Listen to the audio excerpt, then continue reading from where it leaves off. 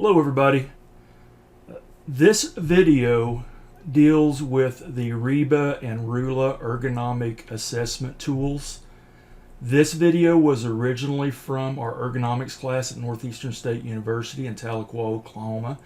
There will be reference made to some practice problems.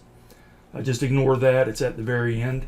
But if you are an NSU student and you would like a copy of the practice problems and the other information that goes along with the practice problems, just please let me know. I'd be happy to share that with you. Another note about the video, I focus mostly on the Rula procedure, the rapid upper limb assessment procedure. I do mention the REBA procedure, but I don't go into a lot of detail with examples and so on. I do need to create an additional video that focuses more on the REBA procedure in the future, so look forward to that if you're interested in either one of these procedures. There will be additional information coming down the road. It may be a while before I get to it, but I do plan on adding to the Rula and REBA ergonomic assessment procedure material. All right, enjoy the video. Welcome back to ergonomics. We've been talking about ergonomics assessment procedures. In this particular video lecture, we're going to talk about one of the most common procedures that's used by ergonomists, but also safety managers who do not specialize in ergonomics. That particular method goes by the acronym of RULA, which stands for Rapid Upper Limb Assessment. Related to RULA is REBA, Rapid Entire Body Assessment. Now, we won't spend a lot of time talking about REBA. They are closely related. I will talk a little bit about the differences between REBA and RULA, but most of our time is going to be spent focusing on the RULA procedure. The RULA procedure is used, there's a worksheet that I'll show you in the next slide. That worksheet is used to calculate a risk score based upon the worker's posture and the position of different worker body parts, arm position, neck position. So let's go ahead and take a look at the worksheet that's used. It's a one-page worksheet, and it looks complicated, and it will seem complicated as we work through this particular method, but it's really not that complicated once it clicks for you. And the one-page worksheet is very handy. You can calculate a final risk score with one page. But there's a lot of components that are involved to get to that final score. But before we get into all those different components, let's talk a little bit about the background of this assessment method. It was developed by ergonomists working in England about 30 years ago. It's been around for several years. The focus is on posture, and using this assessment can help predict musculoskeletal disorders affecting the hand, the wrist, the elbow, the shoulder, and the back. And all of these are related to posture, and all of these can be indicated by using the Rula assessment method. It's most applicable for ergonomic assessment of seated tasks and tasks with high repetition or continual types of tasks. Examples of tasks where this method would be applicable would be an accountant working at an office workstation, or an assembly worker working on an assembly line assembling electronic parts. And those are just two examples. It is applicable to other situations where workers are in a seated position, using their hands to perform some task. All right, let's take a look at the components that are involved in the Rula score. And there's multiple components that will all come together and yield the final Rula score. And this final Rula score will be an indicator of the level of risk. In the upper arm position, and we'll talk more about each of these. I'm going to walk you through an overview of the procedure, and then we're actually going to do an example. But upper arm position is one component. Lower arm position, the wrist position and the degree of twist in the wrist, if the wrist is twisted. Is the muscle use refers to whether there is a static position that's held for an extended period of time. Force load refers to the weight of any objects that are manipulated during the task. That's another component. Neck position, is the neck tilted forward? Is it in a neutral position? Trunk position, same thing, tilted forward or back or in a neutral position. Are the legs and feet supported or not supported? Again, these are seated tasks. There are some situations where a worker may be sitting in a high stool and the feet aren't supported, the legs are hanging, but that receives an additional score because of that unsupported position.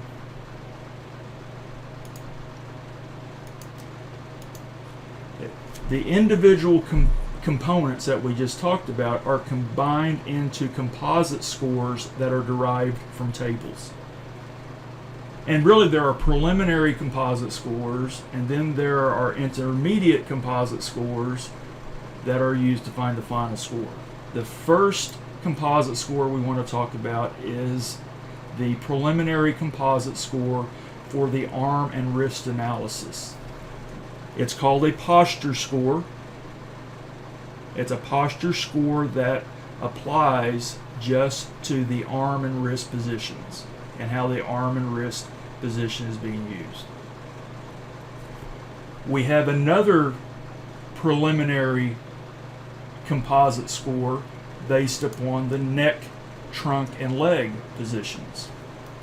Now this is also referred to as a posture score, but it's based upon neck, trunk, and leg configuration. And the posture score will go in that box in our worksheet. Now going back to the tables, to find the posture score based upon arm and wrist position, we use table A. To find the posture score based on neck, trunk, and leg position, we use table B. After we have, again, I like this label here, and I'll use it. Posture score A, which is the arm and wrist. Posture score B, which is neck, trunk, and leg. Once we have posture score A and posture score B, we're going to add the muscle use score and the force load score. Go ahead and move that on. Yeah, once we have posture score A, we're going to add that to our muscle use score and our force load score, and that's going to give us our intermediate composite for wrist and arms, the wrist and arm score.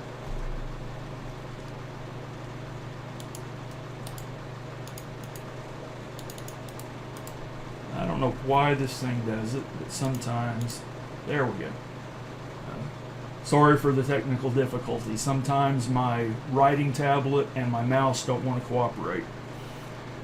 But once we have the wrist and arm score, then we'll do the same thing for the neck, trunk, and leg analysis. And we come up with a neck, trunk, and leg score. And again, that's going to be based upon the posture score B plus the muscle use score plus the force score.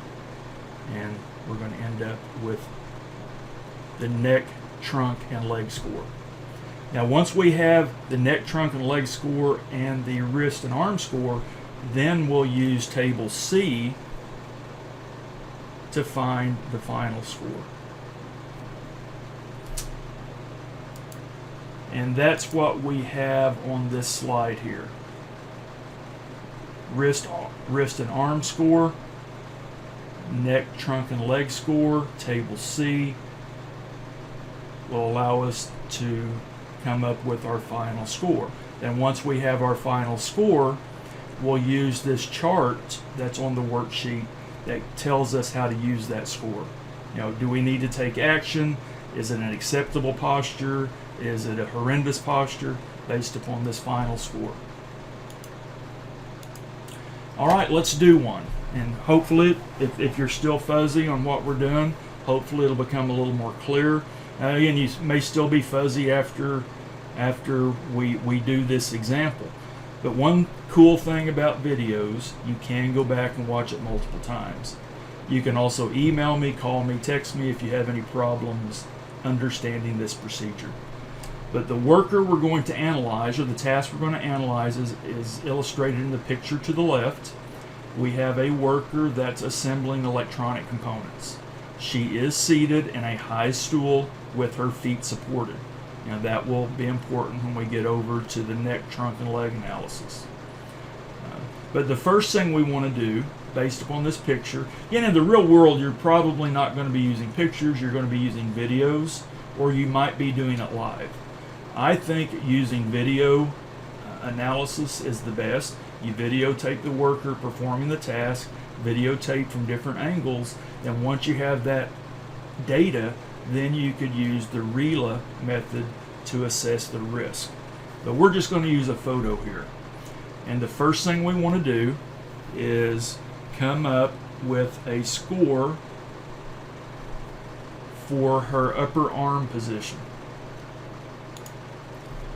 And the score for her upper arm position will be based upon how closely her position matches these different diagrams on the worksheet.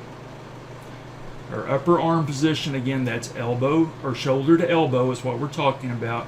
Her upper arm position in this photo is most closely, or is most like this diagram here. This diagram receives a score of 2. But we also have to consider some other issues. In this example, her shoulder is raised. And the worksheet tells us that if the shoulder is raised, we add a 1 to their arm position score. She's kind of got her shoulder hiked up. Her elbow is forward just like it is in this position. So she ends up with a 2 for the elbow being forward and a 1 for the shoulder being raised. So her upper arm score is 3. Now we need to come up with a score for the lower arm component based upon the position of her arm. We're talking about elbow to hand based upon the position of her arm, her lower arm. And we have a diagram here that most closely approximates her position. You can see the gray highlighted area. If the worker's hand is in the gray highlighted area, they receive a +2 for that position. We also need to consider if her hands are to the left or to the right, or she's working across the midline of her body. The midline of her body is illustrated by that dashed line that I'm trying to highlight with red dots. If her right arm is to the left of that midline, it's going to be +1. If her left arm is to the right of that midline, it's going to be +1. Or if either hand is extended further out to the right or left in these areas, it's going to be +1. Now, none of those conditions exist. The only thing that applies to her position is the position of the lower arm and the hand raised in the gray area. So we're going to assign a score of 2 to this lower arm position. Now we look at the wrist position. This area right here. The position of her wrist most closely approximates this diagram. Her hand is flexed up, which is a +2. We also, I'm sorry, I almost got ahead of myself.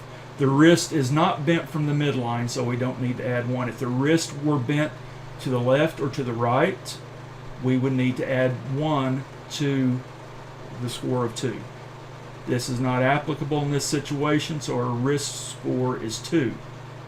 But we have to also consider wrist twist, a twisting of the wrist.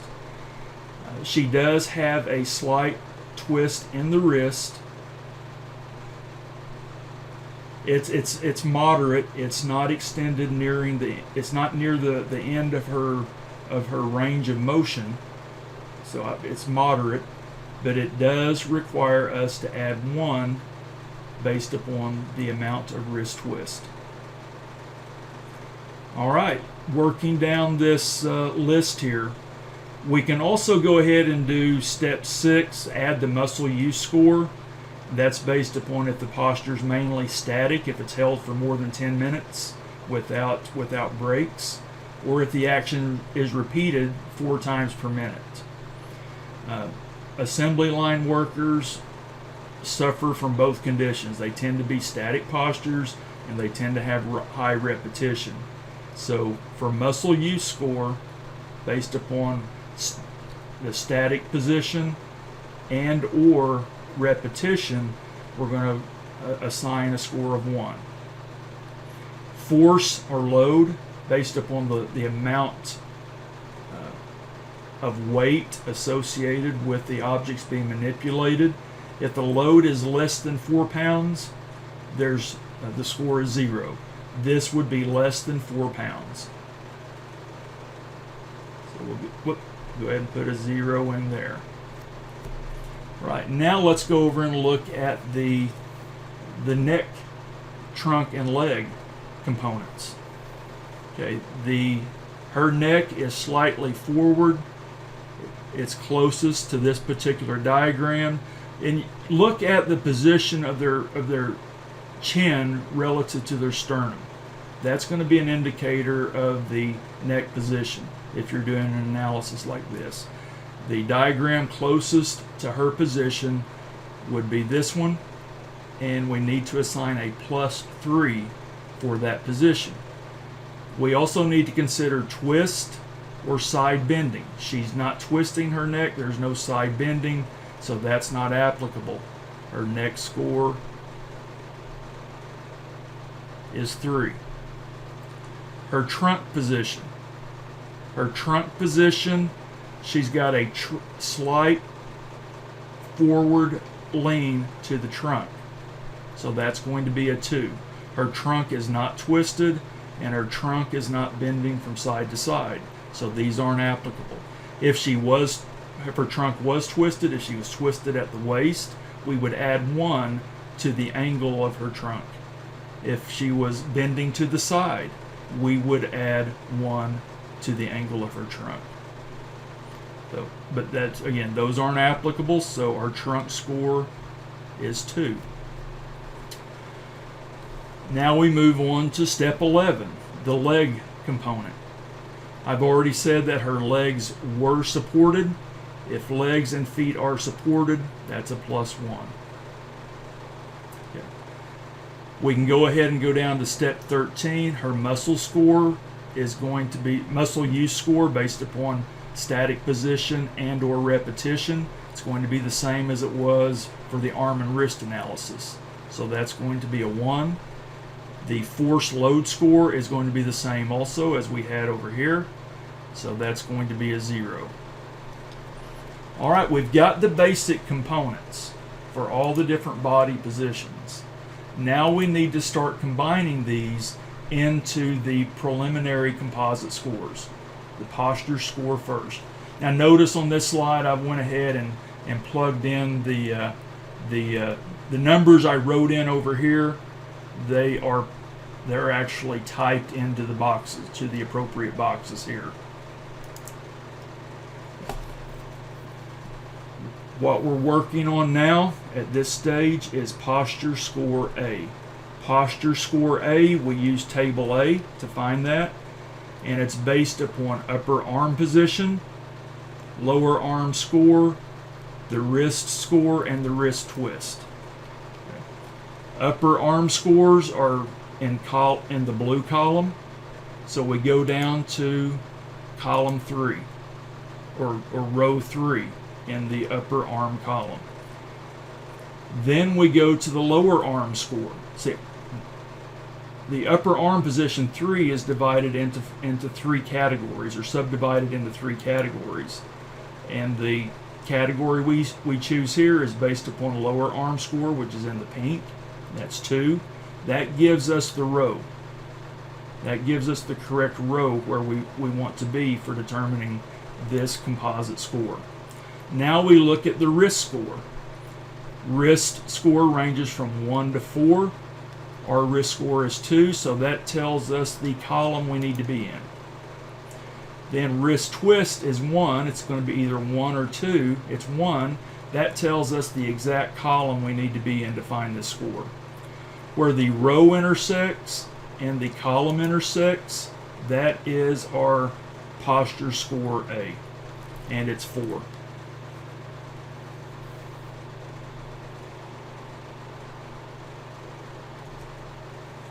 All right, now we need to go over and find posture score B, which is based upon neck, trunk, and leg positioning.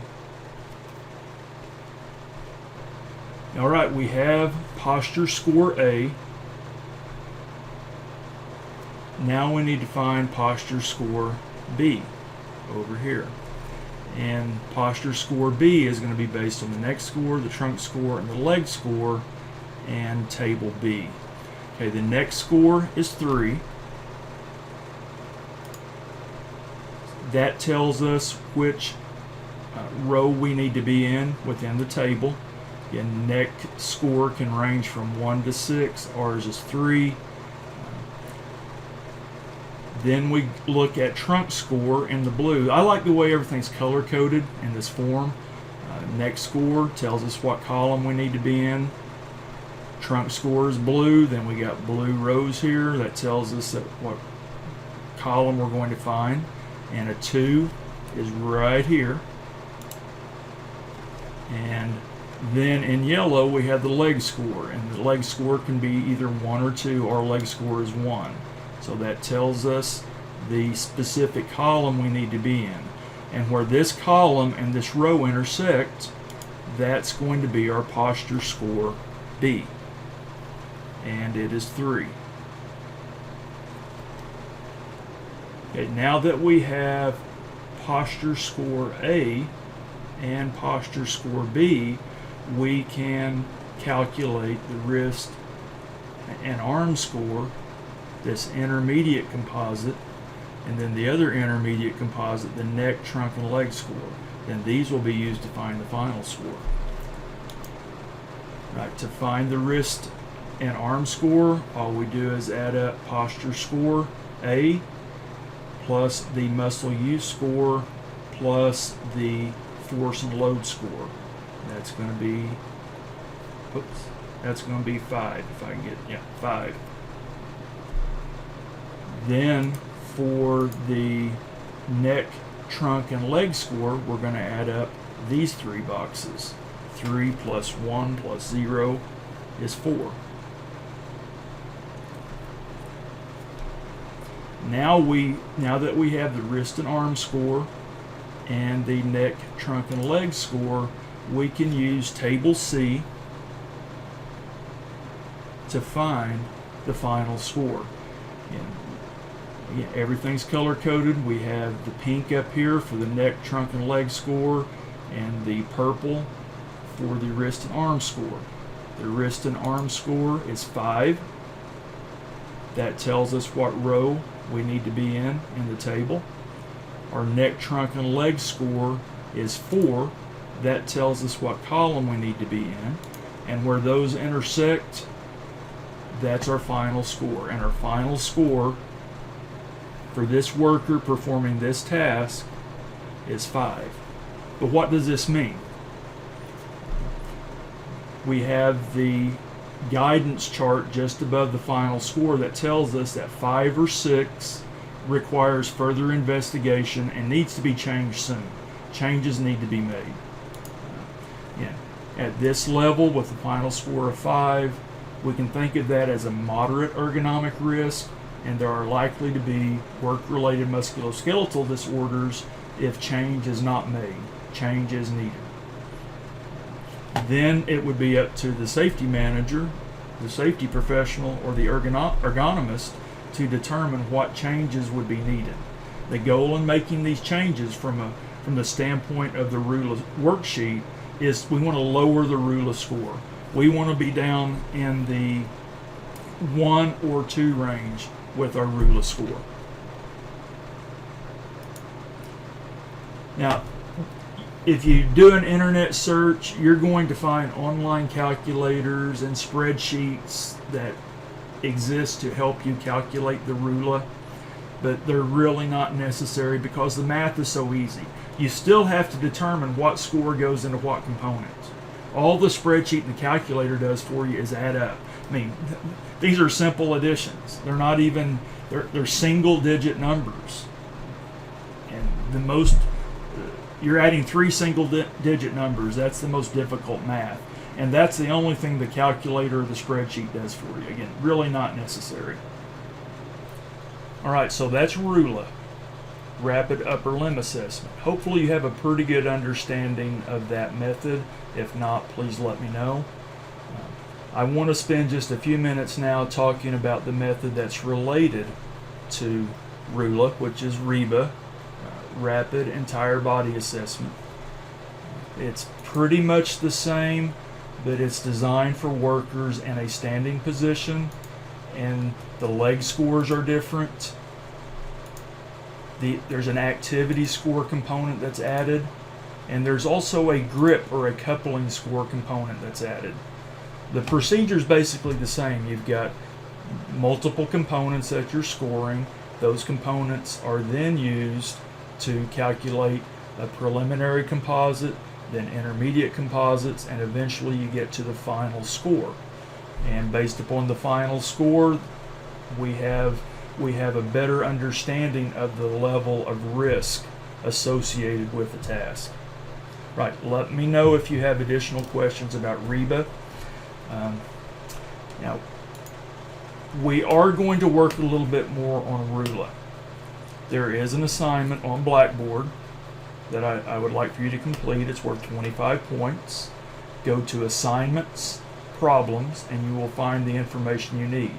There will be this page, or a sheet similar to this page will be there, along with a blank Rula worksheet. We want to calculate a Rula score for this worker. He works an 8-hour day. 5 hours of each day is spent working at his desk on his computer. When working at the computer, he stays in the same position for long periods.